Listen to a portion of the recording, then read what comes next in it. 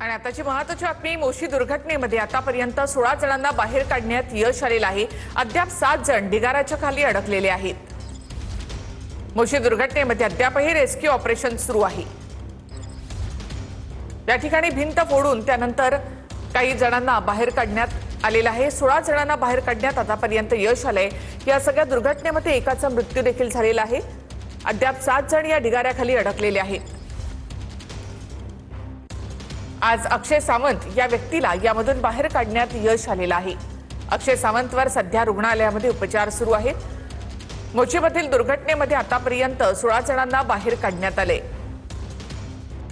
कटरच्या सहाय्याने भिंत फोडून या ठिकाणी काही जणांना बाहेर काढण्यात आलं। ढिगारा उपसण्याचं काम अद्यापही सुरू आहे। रेस्क्यू ऑपरेशन अद्यापही सुरू आहे। तसंच इमारतीच्या ढिगाऱ्याखाली अडकलेल्यांना त्यांच्याशी संपर्क देखील साधण्याचा प्रयत्न केला जातोय आणि त्यानंतर ती भिंत फोडून कटरच्या सहाय्याने भिंत फोडून अडकलेल्या लोकांना इथून बाहेर काढलं जाते। अजूनही 7 जण या ढिगाऱ्याखाली अडकले आहेत। अक्षय सावंत याला आज बाहेर काढण्यात आलं। त्याच्यावर रुग्णालयामध्ये उपचार सुरू आहेत।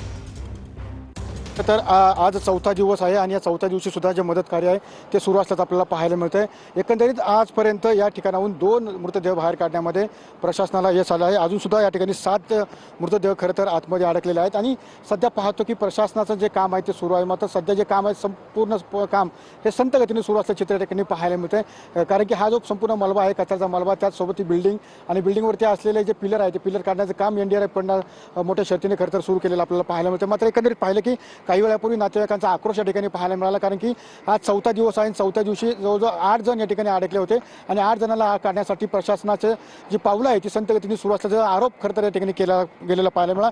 त्यासोबत एक मृतदेह आज काढण्यात आला आणि तो मृतदेह काढल्यानंतर प्रशासनाने त्या मृतदेह रुग्णवाहिकेमधनं पाठीमागच्या बाजूने नेल्याने नातेवाईक आहे ते आक्रमक झालेले आपल्याला एकंदरीत पाहायला मिळत होते। मात्र सध्या पाहतो की ही जी परिस्थिती आहे, सध्या परिस्थिती पोलिसांनी निवळण्याचा प्रयत्न या ठिकाणी केलेला आहे। मात्र अजूनही 7 जण या ढिगाऱ्याखाली अडकले आहेत आणि या 7 जणांना बाहेर काढण्याचे प्रयत्न सध्या सुरू असल्याचं चित्र या ठिकाणी पाहायला मिळत आहे। नक्कीच धन्यवाद।